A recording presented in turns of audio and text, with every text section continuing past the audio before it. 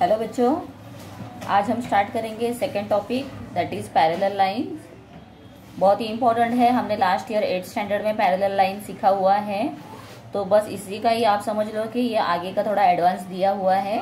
तो what we have to study in this one, the properties of angles form by parallel lines and its transversal. ये complete part हमने already 8th standard में सीखा हुआ है parallel lines का। तो अब ये आप लोगों को इसके आगे का थोड़ा स्टेप स्टार्ट हो जाएगा। Then test the parallelness of two lines and use of properties of parallel lines। तो उसके प्रॉपर्टीज जो है पैरेलल लाइंस के, उसका क्या यूज होगा हमें यहाँ पर देखना है। ओके, लेट्स रिकॉल दिया हुआ है। देखो मैं आप लोगों को शॉर्ट में सब फटाफट एक्सप्लेन कर रही हूँ because introduction is very important. और फर्स्ट टॉपिक जो है बेसिक कॉन्सेप्ट ऑफ ज्योमेट्री, ये भी हमारा पूरा लेसन कंप्लीट हो गया है। सारे प्रैक्टिस सेट हमने कंप्लीट किए हुए हैं। अगर आप लोगों ने वो वीडियोस नहीं देखे हैं तो आप लोग देख सकते हो, उसका प्लेलिस्ट बनाया हुआ है। तो प्लेलिस्ट में, चैनल के प्लेलिस्ट में जाकर आप वो पूरे वीडियोस देख सकते हो। डेफिनेटली आप लोगों को हेल्प होगा। और आने वाले वीडियोस देखने के लिए चैनल को सब्सक्राइब ज़रूर कर दो और फ्रेंड्स के साथ में शेयर करने के लिए आपको भूलना नहीं है, ताकि आपके फ्रेंड्स को भी हेल्प हो। ओके चलो, so parallel lines means the lines which are coplanar and do not intersect each other are called parallel lines. मतलब जो एक ही प्लेन में है, सेम प्लेन में है, कोप्लानर मीन्स सेम प्लेन में, और जो एक दूसरे को कभी भी इंटरसेक्ट नहीं करेंगे। इंटरसेक्ट नहीं करेंगे मतलब क्या है, चलो आई विल एक्सप्लेन यू। अब ये देखो यहाँ पर इस तरह से दोनों पेंसिल रखी हुई है, तो ये जब आगे हम कभी भी आप देखो ये एक दूसरे को ऐसे इंटरसेक्ट नहीं करेगी। लेकिन अगर मैंने ऐसे रखी है क्रॉस में, तो क्या होगा, ये आगे बढ़ते बढ़ते ये एक दूसरे से इंटरसेक्ट हो सकती है।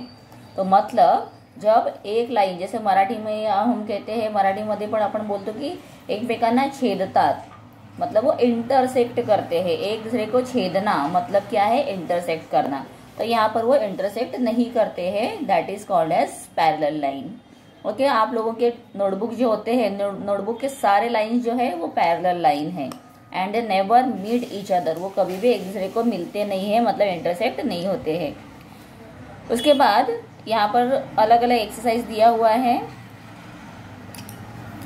अभी यहाँ पर आप देख सकते हो, do you recall the pairs of angles formed by two lines and their transversal. तो यहाँ पर दो लाइन दिए हुए हैं, लाइन एल और लाइन एम दिया है, लेकिन आप देखोगे तो ये पैरेलल नहीं है, बिकॉज ये आगे हम जब एक्सटेंड करेंगे, after extending this two lines they will intersect. जैसे मैं यहाँ पर थोड़ा सा ट्राई करती हूँ आप लोगों को दिखाने के लिए। ये देखो यहाँ पर थोड़ा आगे जाने के बाद ये इंटरसेक्ट करेंगे, ठीक है। तो इसके लिए पैरेलल है नहीं, ये पैरेलल लाइंस नहीं है। तो in figure 2.1 line N is a transversal. अभी लाइन एन कहाँ पर है, this is the line N, और ये क्या कर रहा है, ये लाइन एल और लाइन एन ये दोनों को ये इंटरसेक्ट कर रहा है। तो इसीलिए जो दोनों लाइन को इंटरसेक्ट करने वाला लाइन है उसे हम क्या कहते हैं, ट्रांसवर्सल। ठीक है, याद रखना है, what is this, transversal. Then here in all 8 angles are, कितने इन ऑल एंगल्स हुए हैं, देखो ये एक एंगल है, 1 2 3 4 5 6 7 8, कितने एंगल्स होते हैं इसमें, 8 एंगल्स। मतलब जब भी दो लाइन को एक ट्रांसवर्सल लाइन रहता है तो उसमें कितने एंगल्स मिलेंगे हमें, in all 8 angles. And pair of angles formed out of these angles are as following. तो कौन कौन से एंगल्स यहाँ पर बन रहे हैं हम देखेंगे। Pair of corresponding angles, corresponding angles देखो डी और एच दिया है हमें। So where is D and H, तो करस्पॉन्डिंग क्या होता है, सेम साइड फेसिंग करने वाले, ऊपर तो ऊपर के साइड में दोनों फेसिंग। फिर ए है और ई है, ये दोनों क्या हो गए, करस्पॉन्डिंग। तो ए के साथ में क्या आएगा, यहाँ पर ए के साथ आएगा ई, तो एंगल ई लिखो। उसके बाद दिया है सी, सी कहाँ पर है, यह, तो सी के साथ में सी नीचे हो रहा है, देखो नीचे डाउन साइड में है, तो नीचे जी है, तो हम यहाँ पर लिखेंगे एंगल जी। बी के साथ देखो, बी नीचे फेसिंग है राइट हैंड साइड का, तो एफ भी राइट हैंड साइड में नीचे फेसिंग है, इसके लिए ये उसका करस्पॉन्डिंग एंगल बन गया है। तो यहाँ पर आप लोगों को ये सब बातों को, मतलब ये नेम्स को याद करना है, करस्पॉन्डिंग एंगल्स। ओके, जो सेम साइड में फेसिंग करने वाले हैं। ओके, एक चीज आप लोगों को ये पता चल गई, इंपॉर्टेंट थिंग है बहुत, ठीक है। ये आपको हर एक सम में आगे यूज होने वाली चीजें हैं, तो you have to remember this all. उसके बाद pair of alternate interior angle, तो अभी हमें यहाँ पर देखना है, पेयर्स देखने हैं, लेकिन अल्टरनेट इंटीरियर दिया है।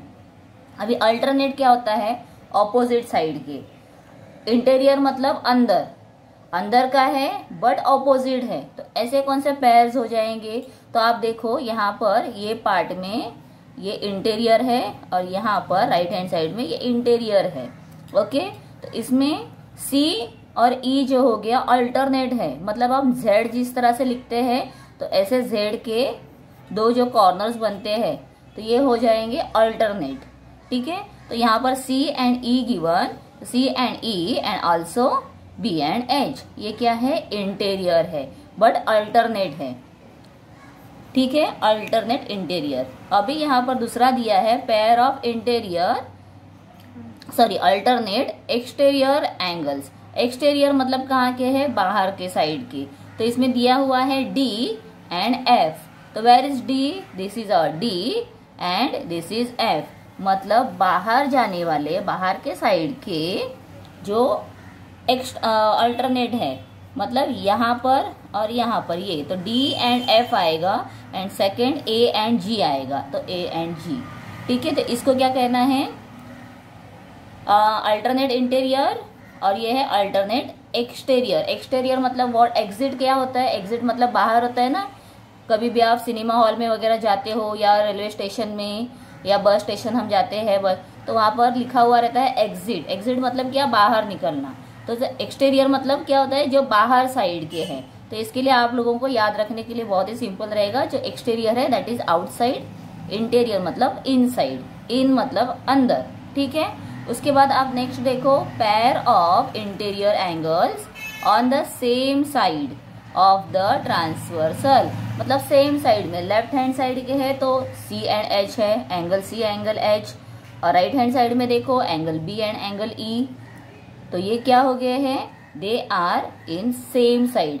तो हम यहाँ पर इंटीरियर एंगल्स देख रहे हैं लेकिन वो सेम साइड के, यहाँ पर हमने इंटीरियर एंगल्स देखे लेकिन क्या था, अल्टरनेट था।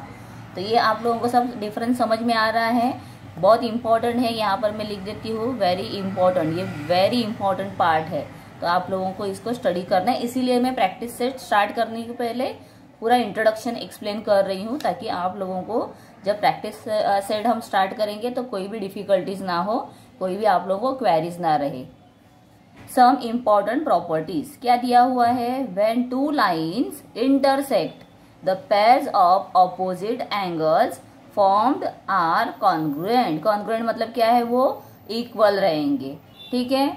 उसके बाद यहाँ पर दिया हुआ है the angles in a linear pair are supplementary. Supplementary में कितना डिग्री होता है, 180 डिग्री। मतलब अगर आप लीनियर पेयर देखोगे, सी एक एग्जांपल देती हूँ मैं, यहाँ पर ये लाइन देख लो, तो यहाँ तक हम देखेंगे जब, तो डी एंड ए ये क्या हो गए हैं, लीनियर पेयर है, और यहाँ पर एक एंगल हुआ है, यहाँ का एक एंगल है, ये दोनों एंगल्स का हम जब एडिशन करेंगे तो कितना होगा, 180 डिग्री, मतलब वो क्या है, सप्लीमेंट्री।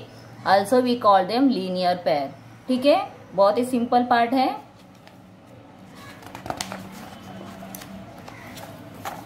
उसके बाद थर्ड पॉइंट दिया हुआ है, when one pair of corresponding angles is congruent then all the remaining parts of corresponding angles are congruent। मतलब अगर एक पेयर है वो कॉन्ग्रुएंट है, मतलब इक्वल साइज का है, तो बाकी के जो रिमेनिंग पेयर्स बनेंगे वो भी कैसे होंगे, इक्वल साइज के ही बनेंगे। Then second part, fourth part दिया है, when one pair of alternate angle is congruent then all the remaining pairs of the alternate angles are congruent। मतलब अगर alternate angles congruent है तो बाकी के सब alternate भी क्या बनेंगे, congruent, मतलब equal रहेंगे। when one pair of interior angles on one side of the transversal is supplementary, one side का अगर supplementary है then the other pair of interior angle is also supplementary। मतलब यहाँ पर one pair of interior angle, interior angle कौन से हैं, तो ये एंगल्स है, ये सप्लीमेंट्री है, ठीक है। दोनों का एडिशन, ये एंगल और ये एंगल का एडिशन क्या हो रहा है, 180 हो रहा है। ये दोनों का एंगल का एडिशन क्या हो रहा है, 180 हो रहा है। और ये दोनों का क्या हो रहा है, 180 हो रहा है। मतलब ये अगर 180 है तो ऑपोजिट भी 180 होंगे। मतलब राउंड में कितना डिग्री बनता है, 360 डिग्री, ठीक है। ओके, अभी 2.1 स्टार्ट करने के पहले हम लोग एक बार इसे देख लेते हैं। क्या दिया है, interior angle theorem. If two parallel lines are intersected by a transversal, two parallel lines are intersected, intersect मतलब अगर उसे छेदता है, इंटरसेक्ट करता है बाय ट्रांसवर्सल, तो ट्रांसवर्सल क्या है, लाइन एन है यहाँ पर, और लाइन एम और एन क्या है, पैरेलल लाइंस है, L, M N L. The interior angles on either sides of the transversal are supplementary, तो सप्लीमेंट्री होते हैं। आपने देखा ये ट्रांसवर्सल है, उसके आइदर साइड के, मतलब यहाँ पर देखो ये दोनों साइड के जो है, दोनों का एडिशन कितना होगा, ये इंटीरियर एंगल्स का एडिशन होगा 180 डिग्री, और यहाँ पे सी और बी का एडिशन कितना होगा, 180 degree as given here. Why, because हमको किससे पता चला ये 180 है, because line L parallel line M है, लाइन एल ये पैरेलल है लाइन एम से, और एंड लाइन एन क्या है, देयर ट्रांसवर्सल। ये क्यों मैं रीड कर रही हूँ, बिकॉज जब आप लोग सम सॉल्व करोगे ना तो आप लोगों को वहां पर गिवन में लिखना पड़ेगा। Hence as shown in the figure, angle A and angle B, angle A and angle B are interior angle, क्या है वो, दोनों इंटीरियर एंगल्स है। एंड दोनों का क्या हो रहा है, यहाँ पे इंटीरियर एंगल्स है तो दोनों का क्या होगा, 180 डिग्री एडिशन होगा। इंटीरियर एंगल्स का एडिशन कितना होता है, 180 डिग्री, बिकॉज ये ऑब्ट्यूज बना है, ये एक्यूड बना है। एक्यूड होता है 90 से स्मॉलर, ऑब्ट्यूज होता है 90 से bigger. Then on one side and C, angle C and angle D on the are interior angles formed on other sides of the transversal, तो ट्रांसवर्सल के राइट हैंड साइड और left hand side के दोनों angles, मतलब ये total 4 angles हैं, तो 2 angles का एडिशन कितना होता है, 180 डिग्री। ओके, चलो अभी हम स्टार्ट करेंगे फर्स्ट सम 2.1 का। सो हियर अब फिगर देख लो एक बार, पैरेलल लाइंस है और एक ट्रांसवर्सल दिया हुआ है जो दोनों पॉइंट्स को क्या कर रहा है, इंटरसेक्ट कर रहा है। In figure 2.5 line RP, where is RP, RP line दिया हुआ है। अभी पहले हमने यहाँ पे फिगर जो देखा उसमें क्या था, सिंगल लाइन दिया था। सिंगल लाइन में जब नेम देते हैं तो स्मॉल लेटर्स में देते हैं, आप लोगों को ये सब याद रखना है। जब भी आप सिंगल नेमिंग करोगे तो वो स्मॉल लेटर में ही होता है, और आप 2 नाम देते हो एक साथ में लाइन को तो आपको कैपिटल लेटर यूज करना है, ठीक है। तो यहाँ पर दिया है आरपी एंड एम एस, ये क्या है, दोनों पैरेलल है, तो ये पैरेलल का सिंबल है। पैरेलल लाइन सीधी लाइंस निकाल के दिखाते हैं। एंड लाइन डी के, वेयर इज डी के, डी के इज दैट ट्रांसवर्सल, ठीक है। जो हमें उन्होंने दिया है ड्रॉ करके वो एक्सप्लेन करके भी बताया हुआ है। Then angle DHP, where is DHP, DHP is equal to 85 degree दिया है। ओके, ये सब क्या हो गया, गिवन हो गया। ये सब किस में आएगा, गिवन में आएगा, ठीक है। उसके बाद सेकंड दिया है find the measures of the following angles, तो अभी हमें यहाँ पे क्वेश्चन दिया है फाइंड करने हैं एंगल्स। तो हियर एंगल RHD, RHD क्या है, हमें फाइंड करना है। तो RHD ये कितना है, ये हम फाइंड करेंगे, तो this one we have to find, question mark मैंने डाल दिया है। अभी यहाँ पर देखो angle RHD and angle DHP, ये दोनों क्या है, लीनियर पेयर है, ठीक है। एंगल्स इन लीनियर पेयर है, तो लीनियर पेयर का एडिशन कितना होता है, 180 डिग्री होता है। ओके, ये हमने अभी सब देखा है, मतलब हमें सब ये रूल्स अब पता चल गए हैं, तो उसके अकॉर्डिंग इसे हम सॉल्व करेंगे।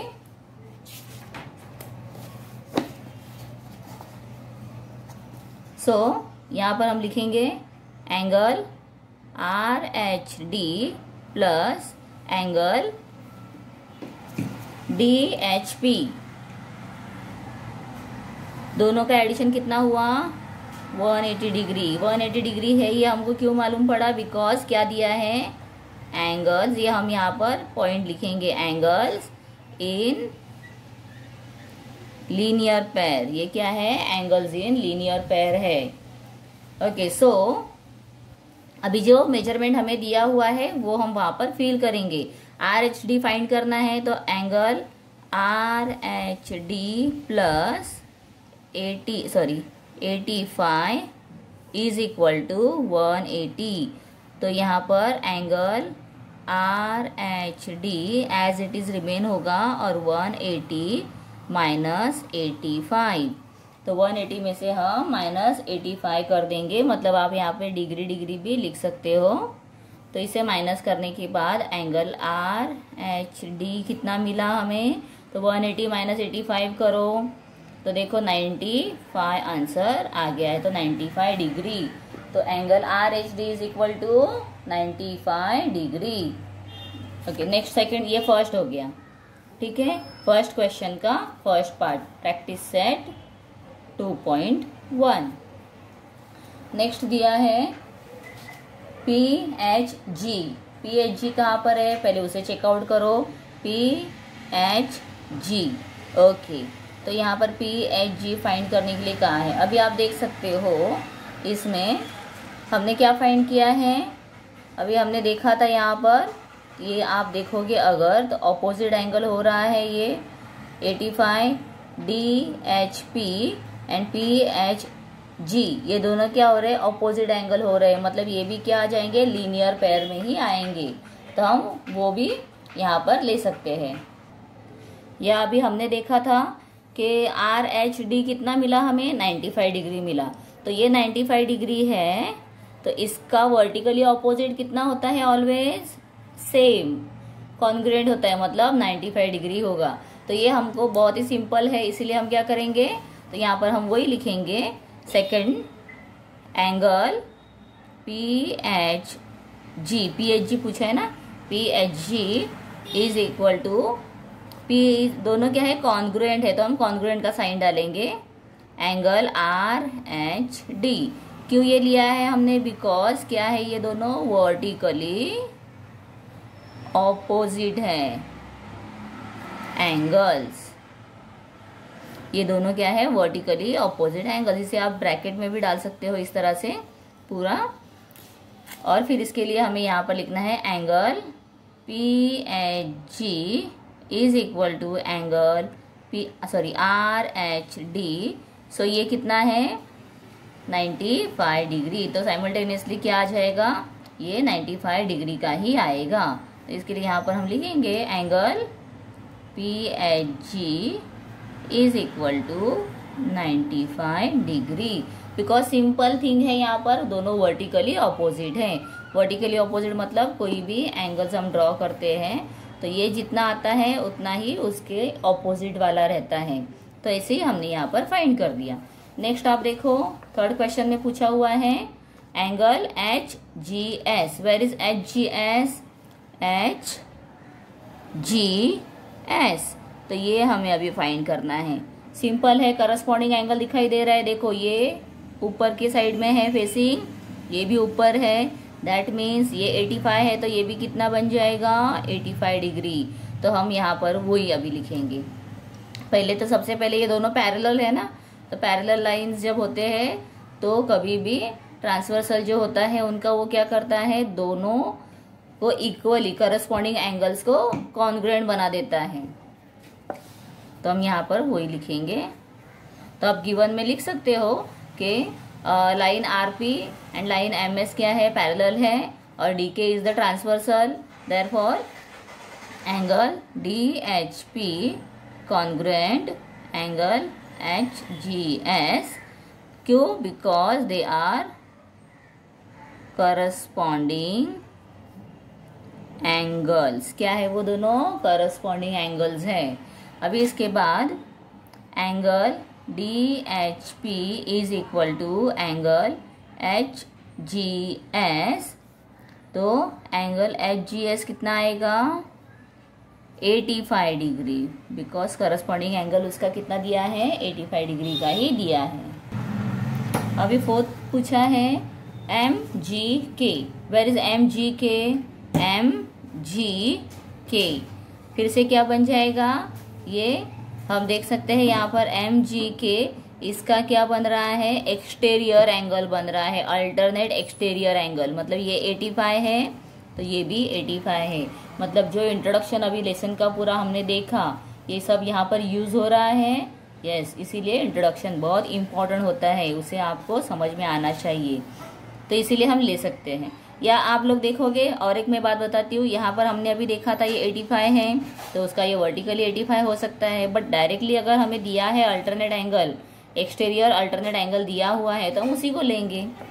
ठीक है, तो चलो अभी फोर्थ क्वेश्चन लिखेंगे। Angle DHP congruent angle MGK। ठीक है, अब ये क्या है, ये है pair of alternate exterior. Alternate exterior ये लिखना है ज़रूरी, बिकॉज वो अगर आप नहीं बोलोगे तो समझ में नहीं आएगा कि एक्सटीरियर है इंटीरियर है। Exterior angles, so angle DHP equal to angle MGK। So angle MGK is equal to 85 degree. Okay, 85 degree क्यों आया, बिकॉज हमें क्या दिया था, एंगल जो DHP है वो 85 डिग्री है। ये हमें क्या किया था, गिवन था, दिया हुआ था, गिवन में लिखा है ये, तो गिवन आप पहला लिखो। ठीक है, तो दिस मीन्स इस तरह से हमने ये आंसर्स फाइंड कर दिए। अब ये पूरा सोल्यूशन आपका हो गया है, लेकिन एक ही क्वेश्चन था ना, मेन क्वेश्चन के ये आंसर फाइंड करने के लिए दिए थे ना, इसलिए आप ये सब एंगल्स को नंबर 1, नंबर 2, नंबर 3 ऐसे लिखकर ये एंगल्स लिखो, और उसके जो आंसर्स यहाँ पर जिस तरह से मैंने लिखे हैं, तो ऐसे आपको आंसर लिख के भी दिखाने हैं पूरा। यहाँ पर लास्ट में यहाँ पर आप आंसर लिखोगे, और 1 का क्या आंसर आया था, so that was angle RHD is equal to 95 degree. कैसे लिखा है, ऐसे आपको सब एक के नीचे लिखने हैं, और आप उसे हाईलाइट कर दो एग्जाम के टाइम पर, मतलब वो टीचर को फोकस हो जाएगा कि यस आपने आंसर लिखे हैं। यहाँ पर जब आंसर लिखोगे, फाइनल आंसर को आपको स्केल के साथ में अंडरलाइन करना है। 2 लाइंस निकालो, एक के नीचे एक, स्केल लेकर एक के नीचे एक अंडरलाइन करो, तो इससे क्या होगा, आपने जो आंसर्स फाइंड किए हैं ये टीचर को ढूंढने नहीं पड़ेंगे, and she will get answers easily मिल जाएगा। तो आपके आंसर्स फटाफट चेक कर लेगी, and she will give you their good marks. जब टीचर्स के काम बढ़ते हैं, टीचर को बहुत ढूंढना पड़ता है सम फाइंड करने के लिए, यहाँ वहाँ देखना पड़ता है, रीजन भी प्रॉपर नहीं लिखा होगा, तो क्या होता है, टीचर फ्रस्ट्रेट हो जाते हैं, because they have to check lots of papers, more than 100-200 papers उनको चेक करने होते हैं, और इनके लिए बहुत ज़्यादा टाइम लगता है एक सम चेक करने के लिए। तो इसमें फ्रस्ट्रेशन में आपके मार्क्स भी कम हो सकते हैं। तो बेटर आप क्या करो, अपना जो प्रेजेंटेशन है पेपर का वो बहुत नीट और क्लीन रखो। ठीक है बच्चों, तो अभी हमने फर्स्ट सम कंप्लीट कर दिया है इंट्रोडक्शन के साथ में, और सेकंड जो सम है हम नेक्स्ट वीडियो में कंटिन्यू करेंगे, बिकॉज बहुत ज़्यादा बड़ा हो जाएगा वीडियो, इसके लिए मैं सेकंड वीडियो में आप लोगों को आगे के सम्स पूरे एक्सप्लेन कर दूंगी, तो आप लोग वो वीडियो ज़रूर देखो, और थैंक यू।